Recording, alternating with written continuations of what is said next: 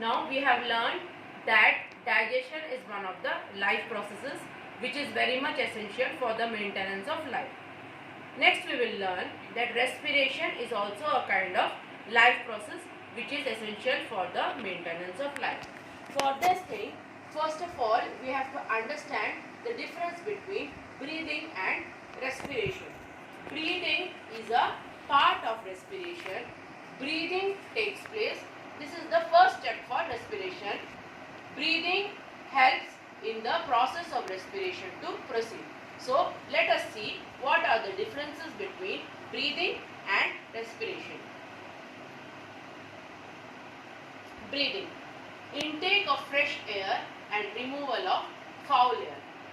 We breathe fresh air and remove the waste air or the foul air, or the foul means dirty air.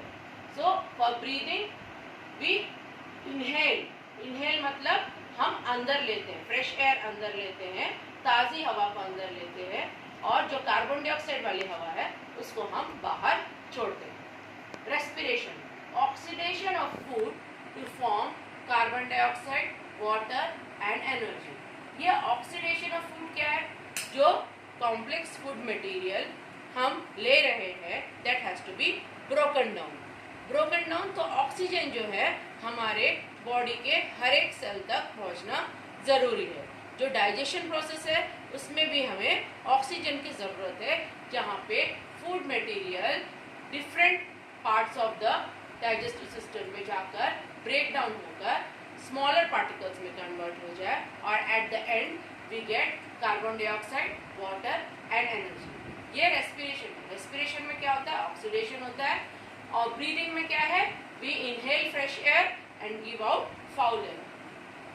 This breathing, it is a physical process. यहाँ पे कोई chemical reaction नहीं होता है. Whereas respiration is a biochemical process. तो हमने क्या पढ़ा था एकदम स्टार्टिंग वाले क्लास में कि living things which have life, they will show biochemical reactions. Bio means life, chemical means chemical reactions which are taking place in a life existing organism. तो बायोकेमिकल प्रोसेस जो है रेस्पिरेशन है, जो living organism में chemical process होता है, लेकिन breathing is a physical process. Then during breathing no energy is released, rather used. तो ब्रीदिंग में क्या है? कोई एनर्जी रिलीज नहीं होता, जबकि हमें एनर्जी चाहिए होता है एयर को ब्रीदिंग करने के लिए. Whereas in respiration energy is released in the form of ATP. What is this ATP? We will learn when we are learning in detail about the process of respiration. तो energy is released in the form of ATP, और इस ATP को हम energy currency of the cell बोलते हैं. Then breathing, it is an extracellular process. Respiration, it is an intracellular process. It will take place in the cytoplasm of the cell, और ये extracellular है.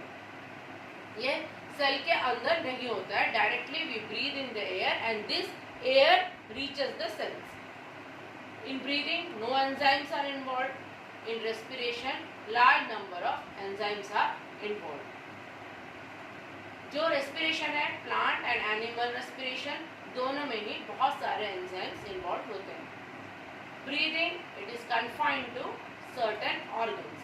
Confined to certain organs मतलब nostrils and nose, और वहाँ से जो है air lungs में पास हो जाता है. तो nose and nostrils are confined, वहीं तक लिमिट रहता है. कन्फाइंड मतलब लिमिटेड.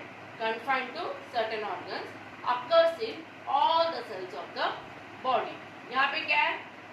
ब्रीदिंग के बाद जो रेस्पिरेशन प्रोसेस है, जहाँ पे ऑक्सीडेशन हो रहा है, तो सभी सेल्स में, बॉडी के सभी सेल्स में ऑक्सीडेशन होना ज़रूरी है ताकि we get energy. Next, there are mainly two type of respiration: aerobic respiration and anaerobic respiration. Aerobic मतलब it takes place in the presence of air. So those organisms which respire in the presence of air undergo aerobic respiration. Anaerobic respiration, यहाँ पे oxygen present नहीं होता है. oxygen is absent. Those organisms which undergo respiration in the absence of oxygen, those organisms are said to be undergoing anaerobic respiration, and this process is known as anaerobic respiration. Then aerobic respiration. Aerobic respiration कहाँ पे होता है? Oxidative cellular respiration. Cells के अंदर, inside the cell, in the cytoplasm, oxidation process takes place in the process of aerobic respiration. तो यहाँ पे क्या है? Digestion के बाद food जो है, it has been broken down into smaller particles. अब वो simpler form of food particle क्या है? This is glucose. Glucose is the simpler form of food particles. अब हमको जो food particles smaller form में break down हुआ, उससे हमें energy चाहिए. वो energy कैसे obtain होगा? By the process of aerobic respiration. Now, this glucose in combination with oxygen will give, इसका result क्या होगा? Carbon dioxide plus water plus 36 to 38 ATP of energy is released during the process of aerobic respiration. तो ये जो 36 ATP है, ये energy released है during the process of aerobic respiration. Next we have anaerobic respiration. This is the process of fermentation, alcohol fermentation. यहाँ पे क्या होता है? The glucose molecule which is obtained is converted into ethyl alcohol. यहाँ पे ऐसा C2H6O लिखा हुआ है, आप C2H5OH भी लिख सकते हैं. It gives ethyl alcohol plus carbon dioxide plus 2 ATP of energy. हमने देखा aerobic respiration में around 36 ATP of energy is released. जहाँ पे एरोबिक रेस्पिरेशन में ऑक्सीडेटिव सेलुलर रेस्पिरेशन, सेल्स में जहाँ ऑक्सीडेशन हो रहा है वहाँ पे there is large amount of energy is release. Whereas in anaerobic respiration, in alcohol fermentation by yeast cells only 2 ATP is release, 2 ATP of energy is release. And वहाँ पे हमें कार्बन डाइऑक्साइड एंड वाटर मिला था. किसमें? Aerobic respiration में. Here along with carbon dioxide we are getting ethyl alcohol.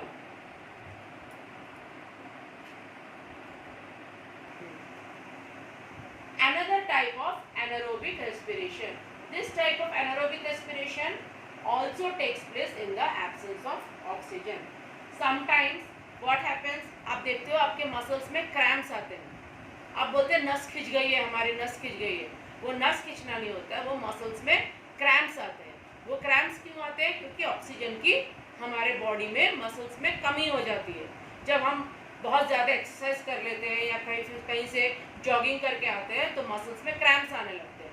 This is because there is some deficiency of oxygen. Oxygen की कमी हो जाती है बॉडी में. During that process lactic acid fermentation takes place in the muscles. तो जो भी glucose molecules हैं, in the absence of oxygen they will be giving lactic acid C3H5O3. ये लैक्टिक एसिड का फॉर्मूला है. And this is a kind of anaerobic respiration. Here also 2 ATP of energy is released. Less amount of energy is released. This type of anaerobic respiration or lactic acid fermentation takes place in the muscles. Whereas alcohol respiration वो जो है वो fermentation है. That fermentation respiration takes place in the absence of oxygen but not in the muscles. But this lactic acid fermentation takes place in our muscles. जो alcohol fermentation वाला respiration है, anaerobic respiration, it takes place with the help of yeast cells. Yeast cells will undergo anaerobic respiration in alcohol fermentation to give ethyl alcohol, carbon dioxide and 2 ATP of energy. Next aerobic respiration जो है in the presence of oxygen जो respiration होता है, this aerobic respiration will take place in the mitochondria. हम लोगों ने 9th class में cell organelles पढ़े थे. सेल ऑर्गेनल्स में हमने माइटोकॉन्ड्रिया पढ़ा था and the mitochondria is regarded as the powerhouse of the cell. ये term हमने पढ़ा था, powerhouse of the cell. Powerhouse of the cell क्यों बोलते हैं? Because it releases around 36 ATP of energy. जो ये ATP है 36 ATP of energy रिलीज करता है, इसलिए हम इसको powerhouse of the cell बोलते हैं. And the aerobic respiration is carried out by mitochondria in the cytoplasm of the cell. अब लैक्टिक एसिड फर्मेंटेशन में क्या होता है? Lactic acid fermentation this is taking place in the muscles. तो muscles में होता है तो लैक्टिक एसिड फॉर्म हो रहा है. The lactic acid buildup in muscles is what causes muscle ache और पेन. जो हमने मसल पेन या क्रैम्प्स के बारे में बोला था वो लैक्टिक एसिड की वजह से होता है. अब ये लैक्टिक एसिड जो प्रोड्यूस हुआ है वो वापस जो है लिवर में चला जाता है और लिवर में जाकर it is converted back into pyruvate. तो जो मेन ग्लूकोज मॉलिक्यूल है that glucose is a 6 carbon molecule, वो ग्लूकोज मॉलिक्यूल जो है 3 मॉलिक्यूल ऑफ पाइरुवेट में कन्वर्ट हो जाता है. उसके बाद जो है रेस्पिरेशन प्रोसेस होता है, उसको हम समझ रहे हैं, अभी समझेंगे ना. जो ग्लूकोज है वो 6 कार्बन मॉलिक्यूल है. साइटोप्लाज्म में जो है ये पाइरुवेट बन जाता है प्लस एनर्जी, थोड़ा सा एनर्जी इसमें रिलीज होता है. This pyruvate in the presence of oxygen, in the presence of oxygen what will happen? In the absence of oxygen in the yeast it will give ethanol, carbon dioxide and energy. In the absence of oxygen in the muscles, anaerobic, ये और ये दोनों जो है anaerobic respiration है. ये वाले है anaerobic respiration, it takes place in the muscle and this type of anaerobic respiration is the alcohol fermentation. So this will give lactic acid plus energy in the muscles. And in the presence of oxygen it will take place in the mitochondria of the cell.